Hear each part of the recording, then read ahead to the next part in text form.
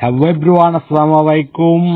তো আপনারা সবাই কেমন আছেন? আশা করি সবাই ভালো আছেন। তো আপনাদের মাঝে আজকে একটা ভিডিও নিয়ে আসছি। যে ভিডিওটা হচ্ছে আপনাদের অভিভাবক সবার উপস্থিত ও ভিউ ফরম্যাট। তো আশা শিক্ষা কর্মসূচির ভিতরে অভিভাবক সবাই প্রত্যেক শিক্ষা কেন্দ্রে আপনাদের অভিভাবক সভা হয়। তো অভিভাবক সভা হওয়ার মধ্যে আপনারা অভিভাবক সবাই ভিউ ফরম্যাটটা অনেকেই বুঝতেছেন না বা বুঝবো আবার একটু দেখেন।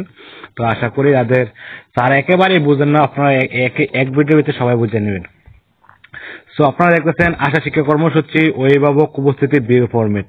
সো এখানে প্রথম আছে ব্রাঞ্চের নাম, যে ব্রাঞ্চের ওই ব্রাঞ্চের নাম, যাওয়ার নাম, যে ব্রাঞ্চের ওই যাওয়া, তারিখ, যে কোনো তারিখ হইতে পারে।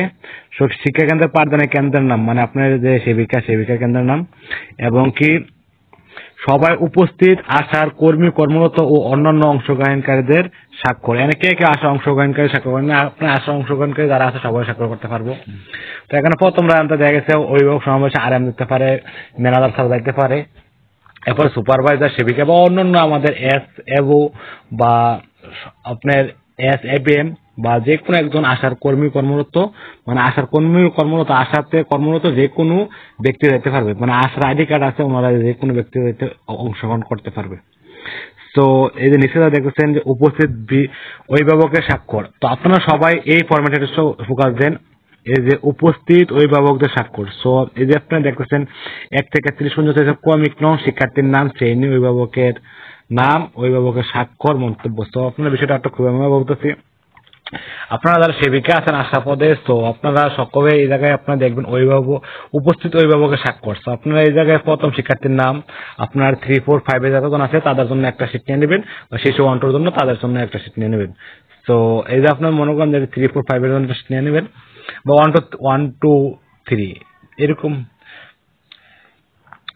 মানে শিশু 1, 2 প্লাস 3, 4, 5, দুইটা ফরম্যাট থাকে। তো যেটা নিতে চান নিয়ে নেবেন।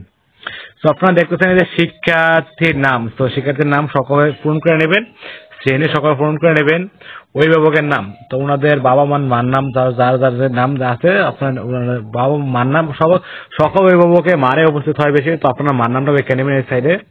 স্যার অভিভাবকের স্বাক্ষর, এখানে আপনারা যে অভিভাবক আসছে ওনাদের আপনার আছেন, আপনারা যারা আসছে ওই মিটিং অংশগ্রহণ করবে ওনাদের স্বাক্ষর নিয়ে নেবেন। সো আর পাশে যে মন্তব্য এটা আপনাদের সুপারভাইজার বা ম্যানেজার ছাড়া করবো। সো আর নিচে দেখতেছেন যে অংশগ্রহণকারী মোট অংশগ্রহণকারী জন, এটা আপনার টোটাল যতজন আসে 30 জনের ভিতরে ততজন মোট অংশগ্রহণকারী, মানে আপনার যতজন এন্ট্রি দিবেন খাতার ভিতরে, এই যে আপনি এই যে এন্ট্রি দিবেন 30 জন, এটা মোট আপনার ব্যয়, মানে যতজন উপস্থিত আসছে আপনার 10 জন 20 জন 25 জন যতজন উপস্থিত আসছে ততজন শুধু ব্যয় হবে। আর মোট টাকা কথায় এটা সুপারভাইজার রাখবো, অসুবিধা নেই। বিল গ্রহণকে স্বাক্ষর এটা সুপারভাইজার, এবং নাম ও আইডি নং এটা আপনার সুপারভাইজার, পদবি সুপারভাইজার, অনুমোদনকারী স্বাক্ষর ও নাম ও আইডি নং এটা আপনার অনুমোদন ম্যানেজার। সো আর এনএসএ আর এম স্বাক্ষর, মানে আর এম স্যারের স্বাক্ষর ও নাম আইডি নং। তো এই জায়গায় আপনাদের কোনো কাজ নেই। তো আপনারা এই জায়গায় শুধু আপনারা এই বক্সটা শুধু পূরণ করবেন।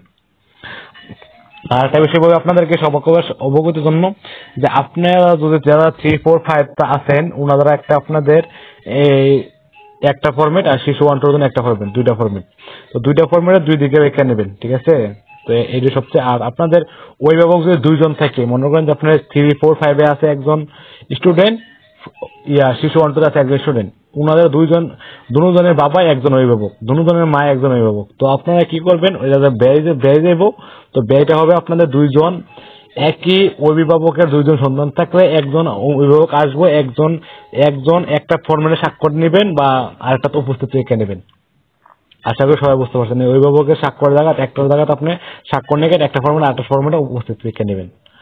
আশা করি যারা বুঝেন নাই বুঝতে পারছেন। তো কেউ যদি না বুঝেন কমেন্টে জানিয়ে দেন। ওকে এভরিওয়ান, সবাই ভালো থাকেন।